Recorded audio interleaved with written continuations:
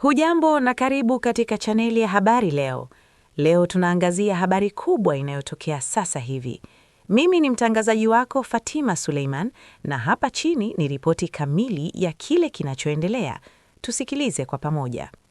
Venezuela hakusema iwapo alikubali, lakini amesema mkutano ulikwenda vizuri, ingawa hakutoa maelezo ya kina. Mkuu wa kitengo cha habari wa ikulu ya White House, Caroline Leavitt, amesema rais wa mpito wa Venezuela, Delcy Rodriguez, amekuwa na ushirikiano mkubwa katika kutekeleza matakwa yote ya Marekani tangu Marekani ilipomkamata Nicolas Maduro. Mahakama ya juu nchini Brazil imeamuru kwamba rais wa zamani wa nchi hiyo, Jair Bolsonaro, ahamishiwe hadi katika kitengo maalum ndani ya gereza linalohofiwa kwa ulinzi mkali la Papuda.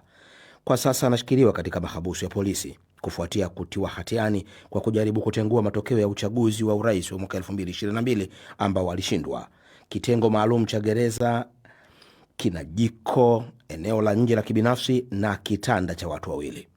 Ikulu ya White House imesema kutumwa kwa wanajeshi wa NATO wa Ulaya kwenda Greenland hakutamzuia Rais Trump kutaka kudhibiti eneo lenye uhuru kiasi la Denmark. Mkuu wa habari Caroline Leavitt alikuwa akizungumza wakati kikosi kidogo cha wanajeshi wa Ufaransa kikiwasili kisiwani humo. Waziri Mkuu wa Greenland Jens Frederik Nielsen aliwaambia umati wa watu wa Greenland huko Copenhagen wawe imara. Itakuwa vigumu kushughulikia swala lingine mbali na mzozo wa kisiasa unaohatarisha kutwaliwa kwa eneo hili. Umefika wakati wa kusimama pamoja na kwa mshikamano ndani ya ufalme wa Denmark. Na msururu wa matukio ya kutisha ya madai ya uzembe katika sekta ya afya, ikiwa ni pamoja na kifo cha mtoto wa mwandishi Chimamanda Ngozi Adichie mwenye umri wa miaka 21, vimeibua mjadala mkali kuhusu usalama wa wagonjwa na kushindwa kwa utaratibu ndani ya mfumo wa afya wa nchini Nigeria. Familia ya mwandishi huyu anayetambuliwa kimataifa inasema mwanawe mdogo, Nkanu Nnamdi, alifariki dunia wiki iliyopita katika hospitali ya binafsi jijini Lagos kufuatia kuugua kwa muda mfupi. Wanadai mtoto huyo alinyimwa hewa safi ya oxygen, hivyo kusababisha mshtuko wa moyo. Hospitali husika imesikitishwa na tukio hilo, lakini imekana kutenda kosa lolote. Hii ni BBC.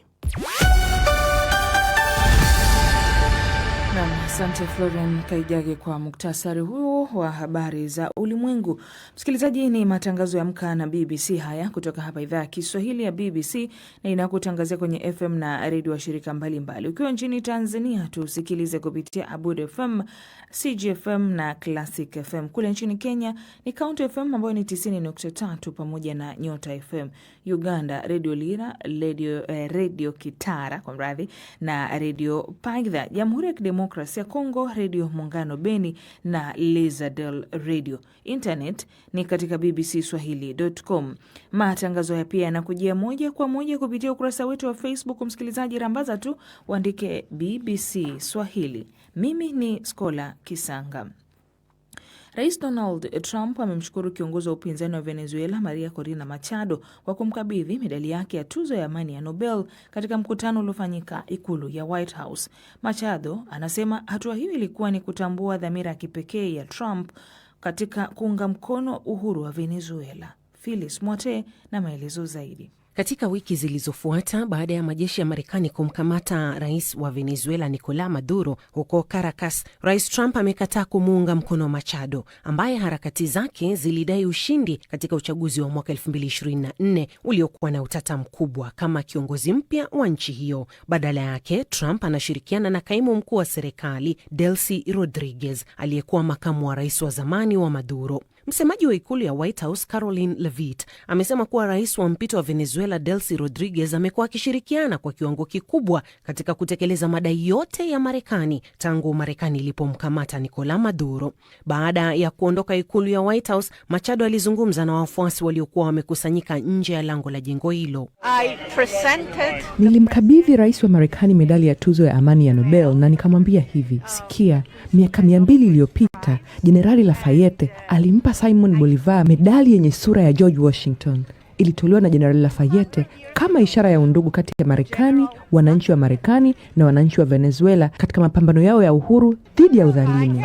freedom against tyranny. Trump ambaye mara nyingi huzungumzia hamu yake ya kutunukiwa tuzo ya amani ya Nobel aliwahi kuonyesha kutoridhishwa kwake wakati tuzo hiyo ilipotolewa kwa Machado mwaka jana. Machado alisema wiki iliyopita kwamba atampa Trump tuzo hiyo, lakini kamati ya Nobel baadaye ilifafanua kuwa tuzo hiyo haiwezi kuhamishwa. Machado alisema kuwa zawadi hiyo ilikuwa ishara ya undugu kati ya nchi yake na Marekani katika mapambano yao ya uhuru dhidi ya udhalimu. Ilitarajiwa kuwa Machado angeutumia mkutano wake na Trump kumshawishi kuwa kuunga mkono serikali ya mpito ya Rodriguez ni kosa na kwamba muungano wake wa upinzani ndio unaopaswa kuongoza mchakato wa mpito huo. Trump hapo awali alimtaja Machado kama mpigania uhuru, lakini alikataa wazo la kumteua kuiongoza Venezuela baada ya kuondolewa kwa Maduro, akidai kuwa hana uungwaji mkono wa kutosha ndani ya nchi hiyo. Tangu Maduro alipokamatwa tarehe 3 mwezi wa Januari, utawala wa Trump umechukua hatua za haraka kudhibiti sekta ya mafuta ya Venezuela ambayo ilikuwa chini ya vikwazo vya Marekani. Siku ya Jumatano, afisa mmoja wa Marekani alisema kwamba Marekani ilikuwa imekamilisha mauzo yake ya kwanza ya mafuta ya Venezuela yenye thamani ya dola milioni 500. Meli za mafuta zinazoshukiwa kusafirisha mafuta ya Venezuela yaliyo chini ya vikwazo pia zimekamatwa na Marekani, huku majeshi ya Marekani yakisema kuwa yalichukua udhibiti wa meli ya 6 siku ya Alhamisi wiki hii. Nam ni Phyllis Mwate. Kura zinaendelea kuhesabiwa nchini Uganda baada ya uchaguzi wa rais na wabunge hapo jana. Baadhi ya changamoto zilisababisha vituo vya kupigia kura kuchelewa kuanza upigaji kura katika baadhi yake. Rais Museveni ambaye anawania muhula wa 7 mfululizo alisema hata yeye mwenyewe alikumbana na matatizo katika kupiga kura. Anakabiliana na mwanasiasa maarufu wa upinzani Robert Kyagulanyi maarufu kama Bobi Wine ambaye tayari ameshaishutumu serikali kwa wizi wa kura ingawa hajaonyesha ushahidi wowote. Sasa hapo awali nimezungumza na mwandishi wa BBC Ron Clifford ambaye yupo Kampala nchini Uganda. Na mjana baada ya vituo vya kupigia kura kufungwa kufikia mwendo wa saa 11:12 jioni, shughuli iliyofuata Skola ni ya kuhesabu kura. Vituo mara moja vilianza shughuli hiyo ambayo ilikuwa inafanywa na maafisa wa tume ya uchaguzi, lakini pia kulikuwa na wale maajenti ya mawakilishi wa vyama mbalimbali ambao walikuwa pale. Sasa vituo vingi tayari vimemaliza kuhesabu na sasa shughuli inayoendelea kwa sasa ni katika vituo vya kujumlisha kura. Sasa kila eneo bunge, kila wilaya ina vituo vile vikuu vya kujumlishia matokeo ya kura.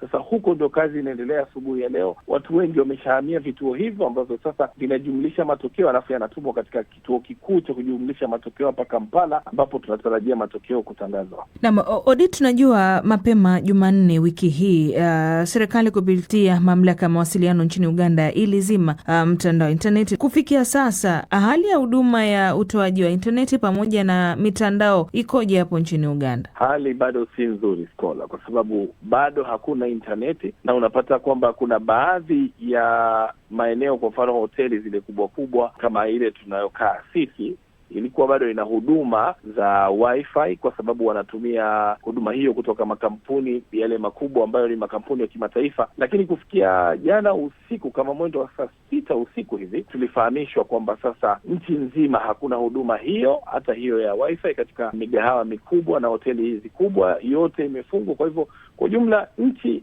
ni kama iko kwenye giza inapohusu swala zima la mtandao. Naam, kwa kumaliza tu Ron Clifford, matokeo rasmi yanatarajiwa kutangazwa lini hasa? Mwenyekiti wa tume ya uchaguzi alitueleza kwamba kufikia kesho Jumamosi mchana, tuseme mwendo wa saa 10 alasiri, watakuwa wanatangaza matokeo rasmi. Sasa alisema kwamba kisheria wakati huo ndio wanaruhusiwa kutangaza, na akatuahidi kwamba ikiwa kila kitu kitaendelea kama kinavyoendelea kwa sasa, basi kufikia kesho saa 10 atakuwa anatupatia matokeo rasmi ya uchaguzi kutoka kote nchini. Na mwandishi wa BBC huyo Ron Clifford ambaye yupo Kampala nchini Uganda akitamatisha mazungumzo nami. Watu 19 wameripotiwa kufariki dunia katika wiki za hivi karibuni nchini Afrika Kusini kutokana na mafuriko yaliyosababishwa na mvua kubwa. Mafuriko yamekumba majimbo ya kaskazini ya Limpopo na Mpumalanga.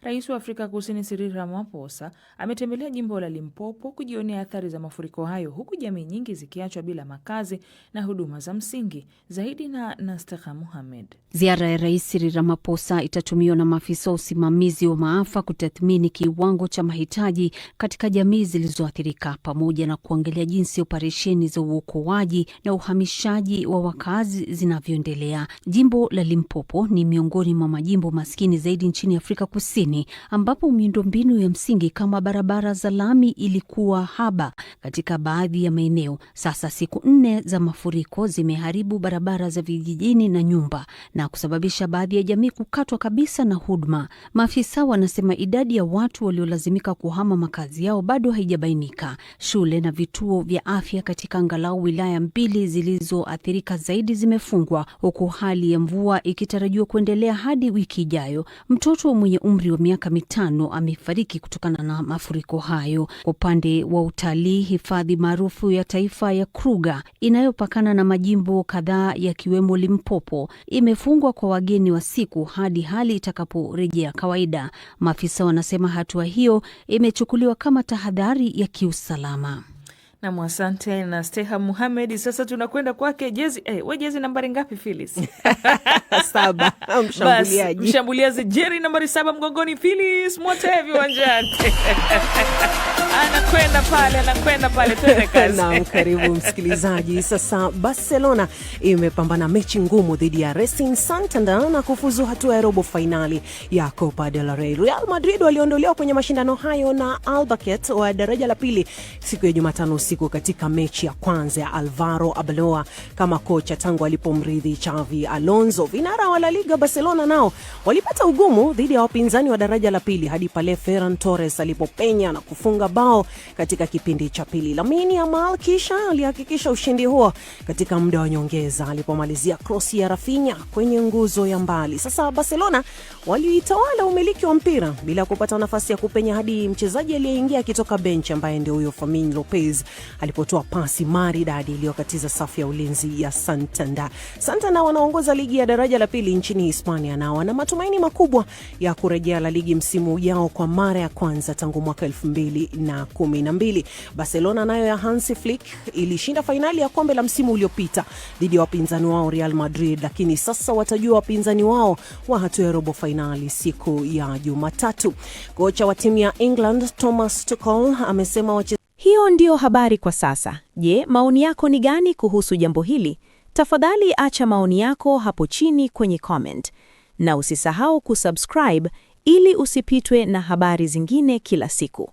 Asante na kwaheri kwa sasa.